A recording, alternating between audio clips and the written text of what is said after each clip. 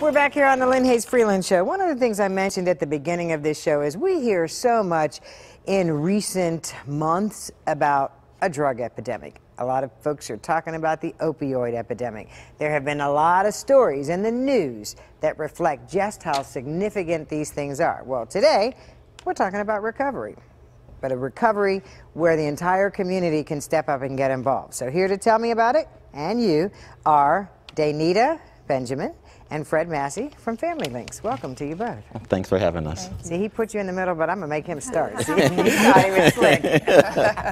So, Fred, for our viewers that aren't familiar with Family Links, let's give them a little perspective and how that fits into a conversation about recovery.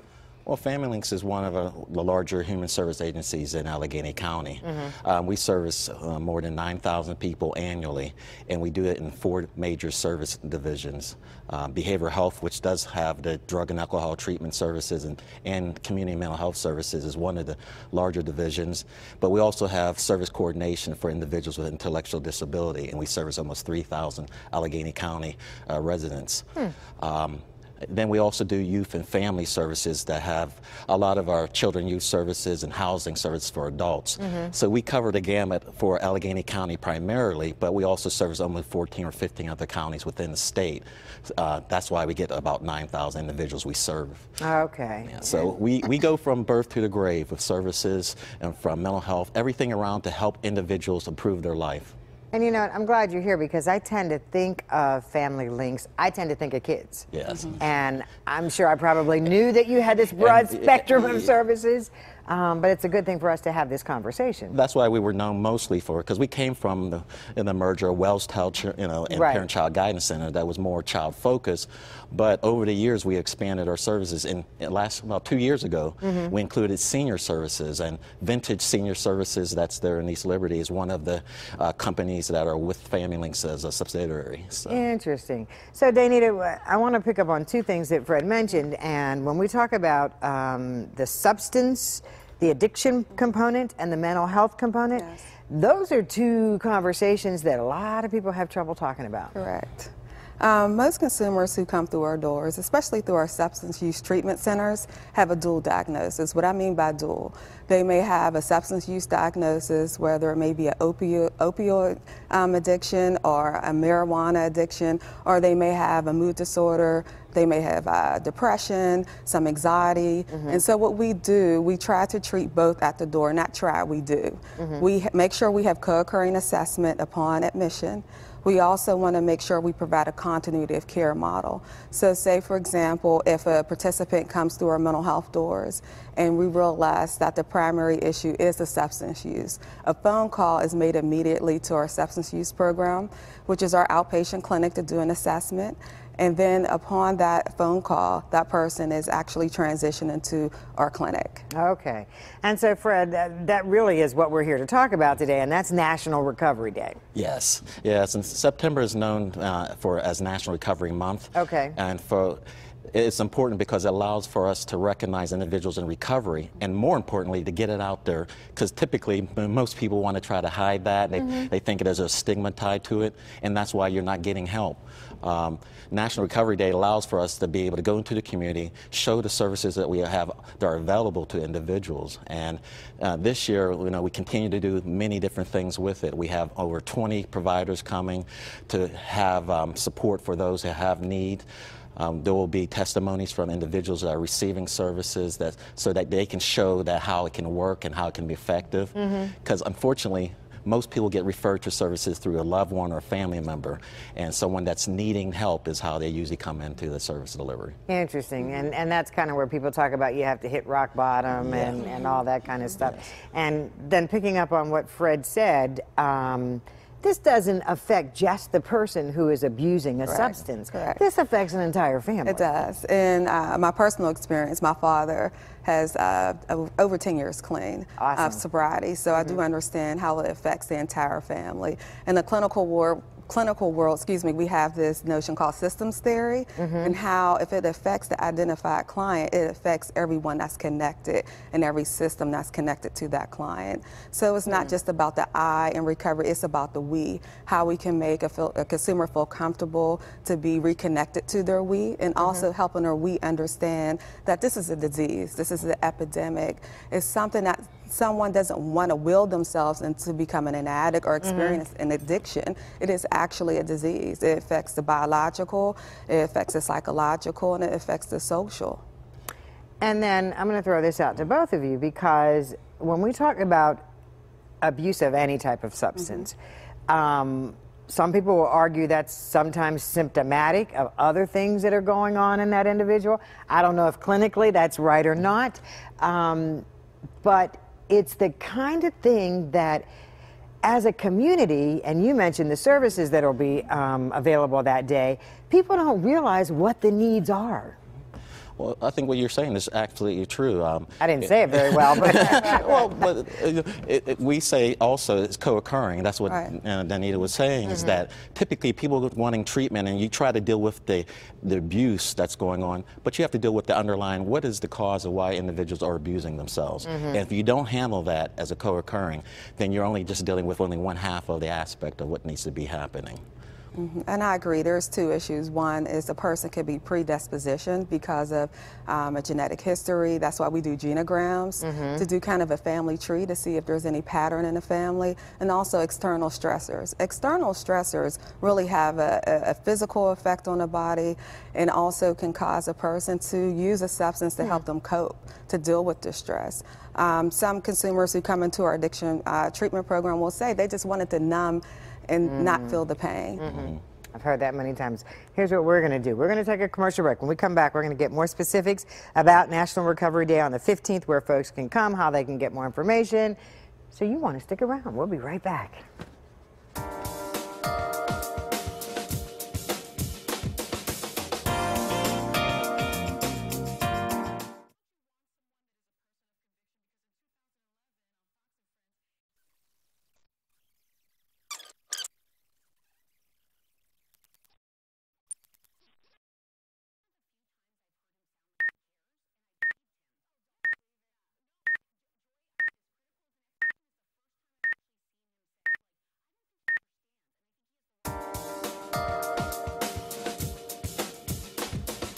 We are back here on the Lynn Hayes Freeland Show. We're talking National Recovery Day. And Fred, let me just pick up on that, because in the last segment we talked about the fact that the day was going to happen here in Pittsburgh, that it's part of a month-long recognition. But what can folks expect on the 15th? Where and how do they get involved? Well, it's Friday, September 15th from 11 to 4 p.m. Families will be celebrating Recovery Community Day. And we'll be hosting at our Highland location, that's 401 North Highland. Okay. And also at Vintage, too. We're connected since we've been partners in the last 2 years. And we'll be hosting that opportunity for vendors to be there. We have guests coming. There's some invitations out to local politicians that be aware of that so they can have more information. Families who are going through treatment will be there also, and they can talk about how they've been going through and how it can be helpful to them. And then there's going to be other opportunities for those that have needs to be able to inquire on that and get some more specific information into their hands. Now, do I have to be in the Family Links family to come, or anyone can come? Oh, anyone. This is open to the community. This is a community day, so we're inviting, we're looking at having good time, food, things for the kids to do. So this is just a celebration of Recovery Month so that everyone can be able to participate in it. And so even if you have someone in your family who is in recovery, they need to be celebrated as well. Yes. And I think also, too, to get more information, because unfortunately a lot of people have some information that's misinformation about recovery, drug addiction, and I think that's something that's important so that we don't keep that stigma, so that people don't come and get help like they need. Absolutely. Okay, so Danetta, I mentioned this to you in the commercial break. This is that conversation. We've heard a lot more about the issue of substance abuse in the last couple of years as opioid abuse has come to the forefront. A lot of people in our community in particular will say, oh, it didn't become a problem until it affected other people. How do you respond to that? I can understand that perception. Initially, of course, when crack cocaine was an epidemic in a lot of our communities, a lot of people felt like we weren't receiving the financial support and the support for its resources. For those of us who've been in the trenches for over 20 years in substance use, we understand that we've been at the forefront fighting any disease dealing with addiction. However, I think that this opioid epidemic is getting a lot of attention because a lot of people are dying. In 2016, 600 deaths, over 600, close to 650 people died from overdoses in Allegheny County alone. Wow. In 2015, it was over 400. Across Pennsylvania, it's increased up to 37%. And so if we don't address this epidemic, then we will continue to see people die from across all demographics, across all socioeconomic status levels. And Fred, one of my personal frustrations is when we have an issue, and I'll just, because we're talking about this, when we have an issue, sometimes we focus so much on whether or not we think it affects our community or their community or how it's being covered that we lose sight of what she's talking about, that people are dying. And that's the thing that people have to understand. When we look at, most people think about, opiate addiction from heroin, but then when it's spilled into the prescription medication, OxyContin, Vicodins, then that's when a larger group of folks were able to be affected, and that's when you got more attention to it. The fact of the matter is that it kills people, and that there's ways that you can deal with it without having it to be such prolific as what's been happening.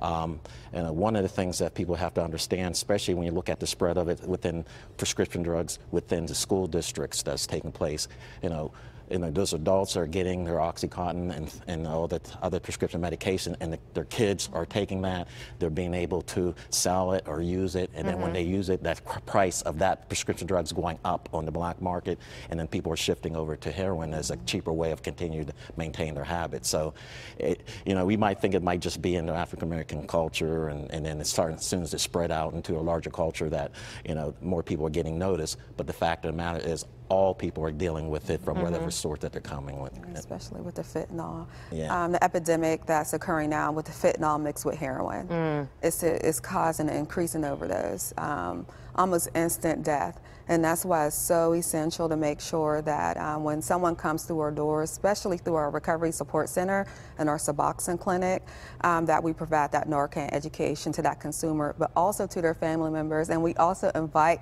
their peers, even someone they may use with, because when you're experiencing an overdose, you can't inject yourself with Narcan. So it's very essential. It's so essential to make sure that we provide that education to their supports as well. Okay, go ahead. And then also too, it comes down to, we might be wanting, once again, we start focusing on the drug treatment, but let's look at the aspect of why are people feeling they have to separate themselves from the pain of their lives in order to be able to continue to live. And that's, I think, is more important, that gets lost in it. And that's why some of the services that we offer, including our new Suboxone clinic, provides and requires counseling in addition to the med management that goes on there. Okay, all right, good stuff. All right, we got about a minute and a half left. Oh, actually, we have a minute, so you get 30, you get 30. Tell me why I should come on the 15th. Because it's information not only for yourself, but also for family members. And I don't think that there's no one can say that they haven't been touched through friends or family members with opiates or addiction. And because of that, you'll be able to have better information to help yourself and your loved ones to be able to get what they need for treatment. He probably used some of your time, but for the folks in the audience that are watching, they know either they have a problem or somebody in the family does. What would you say to them? I would say come out and get the support. Only 1 in 9 people actually make it to treatment due to a lack of resources, a lack of linkages, and we want to make sure that number actually decreases. So this is why we're having Community Day, Recovery Day, to make sure that the information is out there, to educate all community members. We also have a card that has the truth and myths about Suboxone treatment. We're going to take a break. We're going to come back and wrap all this up in just a minute when the Lynn Hayes Freeland Show continues. I'm talking fast. Don't go away.